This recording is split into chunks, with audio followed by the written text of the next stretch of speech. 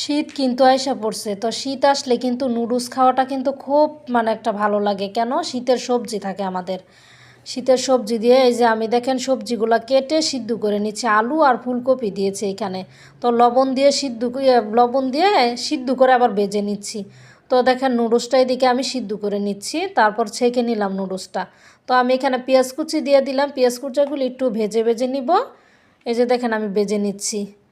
তো এদিকে আমি আবার সবজিগুলো আবার এখানে অ্যাড করে দিচ্ছি, দিয়ে একটু ভেজে নিচ্ছি।